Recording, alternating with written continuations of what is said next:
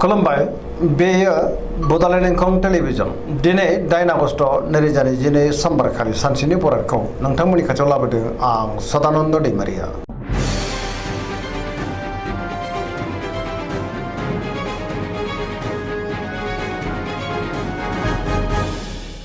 सिगां फरायनो लादों मेष राशि गिबि हांखो अ ल। दिनैनि साना मोजां आरो गाज्रिनि गेजेरजोंनो बाबेरलांगोन। गोजोननि आंखाल जानो हागौ। गोसोनि साननायफ्रा जाफुंनाय नङा। गोसोआव जिंगाया बांगोन। गुबुननि थाखाय नाङा फाङा जेंनायाव गोग्लैनांनोबो हागौ। गोसोखौ दिनै जोबोर गुलुं गुजुं मोनगोन। मावनो लानाय खामानिखौ मावफुंनो हागोन। देहाया बारा मोजां थानाय नङा। जानाय लोंनायाव सांग्रां जानांगोन। रांखावरियाव मोजां नाथाय अब्लाबो खरसाया बांगोन। बेफार फालांगियाव मोजां मोनजायो। समाजावबो दिनै मान मोनगोन। न'खराव अननानै फैगोन। फरायसाफ्रा दिनै फरायनायाव गोसो दुंखांगोन आरो मोजां फिथाइ मोननोबो हागोन। बहाबा दावबायहैनो बा हान्थिनो खाबुबो मोननो हागौ। लाइमोनफोरनि गोसोआ दिनै जोबोर आला खाला जागोन।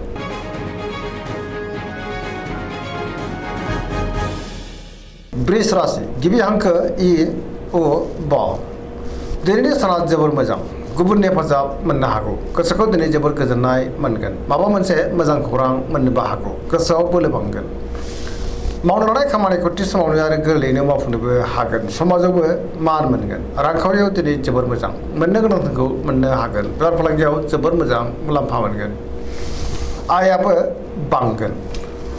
बहाबा थाङोब्ला दिनै जोबोर मोजां आरो मोजाङैनो हान्थिनोबो हागोन। न'खराव बिसि फिसायनि गेजेराव अनलायनाय फैगोन। देहाया मोजाङैनो थागोन। अब्लाबो नाथाय जानाय लोंनायाव सांग्रां जानांगोन। सेंग्रा सिख्लाफ्रा जोबोर रमान्टिक जागोन आरो गावबा गावनि गोसोनि साननायखौ फोरमायलायनोबो हागोन। गुबुनजों मोजां सोमोन्दो लाखिनोबो रोंगोन। बहानिफ्रायबा हरखाबै मोजां खौरां फैनोबो हागौ। पजिटिभ एनार्जिनि गोहोमबो गोग्लैगोन।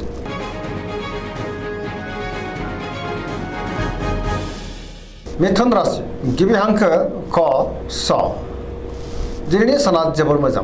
जेरावबो जाफुंसार जानो हागोन। पजिटिभ एनार्जिनि गोहोमबो गोग्लैगोन। गोसोखौ दिनै जोबोर गोजोननाय मोनगोन। गोबां खामानियाव मुखुबबो थागोन आरो गोबां खामानिखौनो दिनै मावफुंनोबो हागोन। देहाया मोजाङै थागोन। अब्लाबो नाथाय जानाय लोंनायाव सांग्रां जानांगोन। रांखावरियाव मोजां। बेफार फालांगियाव दिनै मोजां होनजायो। न'खरावबो अननानै फैगोन। समाजाव मान मोनगोन। मावनो लानाय खामानिखौ थि समावनो मावफुंनो हागोन। गुबुननि हेफाजाबखौ मोननो हागोन। बहाबा थांनो एबा दावबायनो खाबुबो मोननो हागौ। गोसोनि बोलोआ बांगोन। गियाननि आंखाल जानाय नङा। लाइमोनफोरनि गोसोआ दिनै जोबोर रमान्टिक जागोन आरो गावबा गावनि गोसोनि साननायखौ फोरमायलायनोबो हागोन। फरायसाफ्राबो दिनै फरायनायाव गोसो दुंखांगोन आरो मोजां फिथाइ मोनगोन। गोसोनि साननाय आरो लुबैनायफ्रा दिनै मोगथाङाव जाफुंगोन।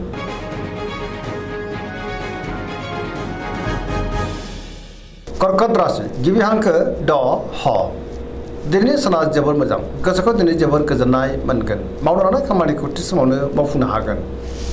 रांखावरियाव जोबोर मोजां। अब्लाबो नाथाय खरसाया बांगोन। बेफार फालांगियाव मोजां। मोननो गोनांखौबो दिनै मोननो हागोन। बहाबा हान्थिनो एबा दावबायनो खाबु मोननो हागौ।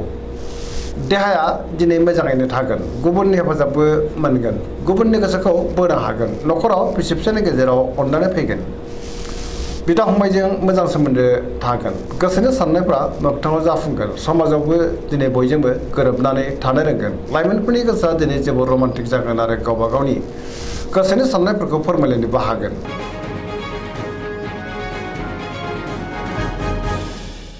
सिंह राशि गिबि हांखो म ट। दिनैनि साना जोबोर मोजां। मोनफ्रोमबो बिथिङावनो जाफुंसारगोन। बयजोंबो अनजागोन आरो अनसायजागोन। गोबां मोजां खाबु फैनोबो हागौ। गोसोखौ दिनै जोबोर गोजोननाय मोनगोन। सोरबा गोजाम लोगोजों बहाबा लोगो मोनज्लायगोन आरो गोसोखौ बांसिन गोजोननाय मोनगोन। मावनो लानाय खामानिखौ थि समावनो मावफुंनोबो हागोन। गोसोआ दिनै जोबोर खुसि जागोन। रांखावरियाव जोबोर मोजां। गोबां धोन आरजिनोबो हागोन। अब्लाबो नाथाय खरसायाबो बांगोन। बेफार फालांगियाव जोबोर मोजां होनजायो। न'खराव बिसि फिसायनि गेजेराव अनलायनाय फैगोन। बिदा फंबायजों मोजां सोमोन्दो थागोन। गोसोनि बोलोआबो बांगोन। समाजावबो मान मोनगोन। गुबुननि गोसोखौ दिनै गोरलैयैनो बोनो हागोन। सेंग्रा सिख्लाफ्रा बहानिफ्रायबा मोजां खौरां मोननो हागौ। फरायसाफ्रा दिनै फरायनायाव गोसो दुंखांगोन आरो मोजां फिथाइ मोननोबो हागोन।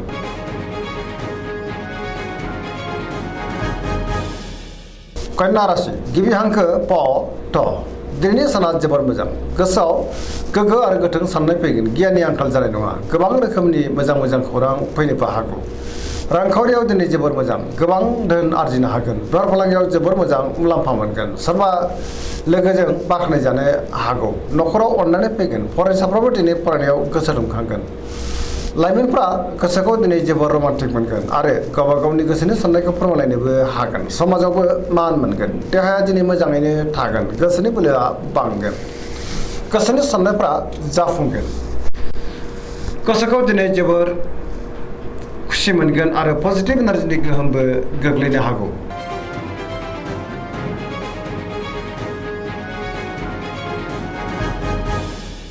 तुला राशि गिबि हांखो र ट दिनैनि साना मोजां आरो गाज्रिनि गेजेरजों बाबेरलांगोन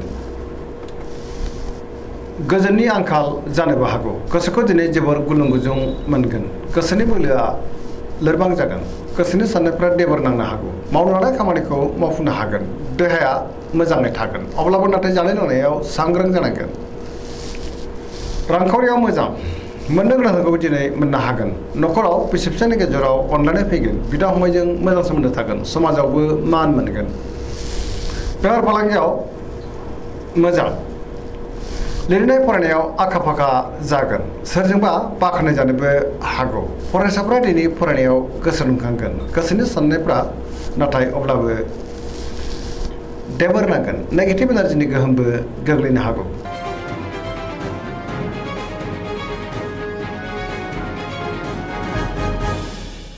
वृश्चिक राशि गिबि हांखो न स दिनैनि साना जोबोर मोजां गोसोखौ दिनै जोबोर गोजोननाय मोनगोन गोसोनि बोलोआ बांगोन लोगोफोरनि हेफाजाबखौबो मोननो हागोन सोरबा लोगोजों बाख्नाय जानोबो हागौ गोसोआव गोग्गो आरो गोथों साननाय फैगोन मावनो लानाय खामानिखौ थि समावनो आरो गोरलैयैनो मावफुंनो हागोन गोसोनि साननायफ्रा दिनै मोगथाङाव जाफुंगोन गोसोनि बोलोआबो बांगोन बहाबा हान्थिनो एबा दावबायनो खाबुबो मोननो हागौ समाजावबो दिनै मान मोनगोन न'खराव बिसि फिसानि गेजेराव अनलायनाय फैगोन रांखावरियाव दिनै जोबोर मोजां बेफार फालांगियावबो दिनै जोबोर मोजां मुलाम्फा मोननो हागोन देहाया मोजाङैनो थागोन गुबुननि थाखाय गोबां मोजां खामानि मावनानै होनोबो हागोन फरायसाफ्रा दिनै फरायनायाव गोसो दुंखांगोन आरो मोजां फिथाइ मोननोबो हागोन लाइमोनफ्रा जोबोर रमान्टिक जागोन आरो गोसोनि साननायखौ फोरमायलायनोबो हागोन पजिटिभ एनार्जिनि गोहोमबो गोग्लैगोन सरासनस्रायै दिनै साना जोबोर मोजां आरो मोजाङैनो बारग'लांगोन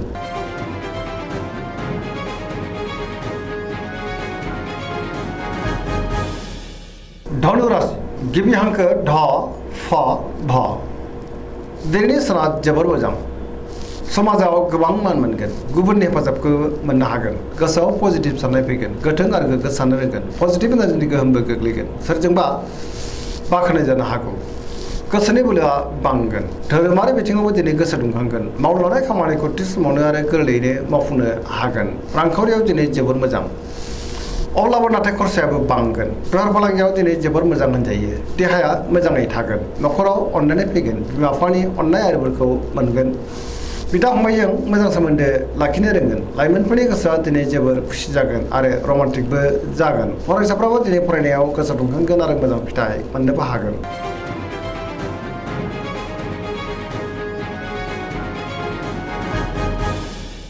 मकर राशि गिबि हांखो ख ज दिनैनि साना जोबोर मोजां बहानिफ्रायबा मोजां खौरां फैनो हागौ गोसोखौ दिनै जोबोर गोजोननाय मोनगोन देहायाबो मोजाङै थागोन गोसोनि साननायफ्रा मोगथाङाव जाफुंगोन रांखावरियाव दिनै जोबोर मोजां मोननो गोनां धोनखौ मोननो हागोन बेफार फालांगियाव दिनै जोबोर मोजां मुलाम्फा मोनगोन मावनो लानाय खामानिखौ थि समावनो मावफुंनो हागोन पजिटिभ एनार्जिनि गोहोमबो गोग्लैगोन लाइमोनफोरनि गोसोआ दिनै जोबोर रमान्टिक जागोन आरो गावबा गावनि गोसोनि साननायखौ फोरमायलायनोबो हागोन फरायसाफ्रा दिनै फरायनायाव गोसो दुंखांगोन आरो मोजां फिथाइ मोनगोन गुबुननि गोसोखौ गोरलैयैनो बोनो हागोन गुबुननि अनसायनायबो मोनगोन धोरोमारि बिथिङावबो दिनै गोसो दुंखांगोन पजिटिभ एनार्जिनि गोहोम गोग्लैगोन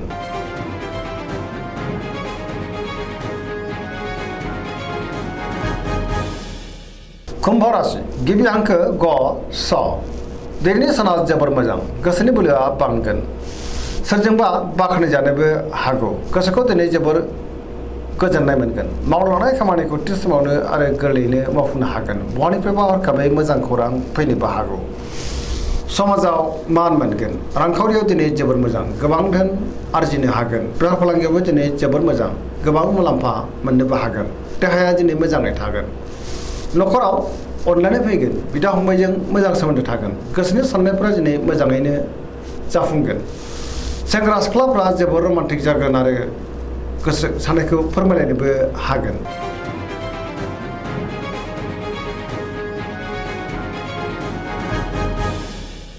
मीन राशि गिबि हांखो ड स दिनैनि साना बारा मोजां नङा गोसोआव गोनो गोथो साननाय फैगोन गोजोननि आंखाल जानोबो हागौ माबा मोनसे गाज्रि खौरांबो मोननो हागौ सोरजोंबा थगायजानोबो हागौ गोसोखौ दिनै जोबोर लोरबां मोनगोन देहाया मोजाङै थागोन अब्लाबो नाथाय जानाय लोंनायाव सांग्रां जानांगोन रांखावरियाव मोजां बेफार फालांगियावबो मोजां होनजायो न'खराव अनलायनाय फैगोन गुबुननि थाखाय नाथाय जेंनायाव गोग्लैनांनोबो हागौ गोसोआ दिनै जोबोर आला खाला जागोन नेगेटिभ एनार्जिनि गोहोम गोग्लैनो हागौ सांग्रां जानांगोन दिनैनि राशि फरायनाया एसेनोसै जोबनायाव बेखौनो खावलायो जाहाथे नोंथांमोना सानफ्रामबो जोंनि बे बड'लेण्ड इंखं टेलिभिजनखौ नायबाय थायो आरो साबस्क्राइब खालामो लोगोसे लाइक खालामो आरो शेयार खालामो एसेनोसै गोजोन्थों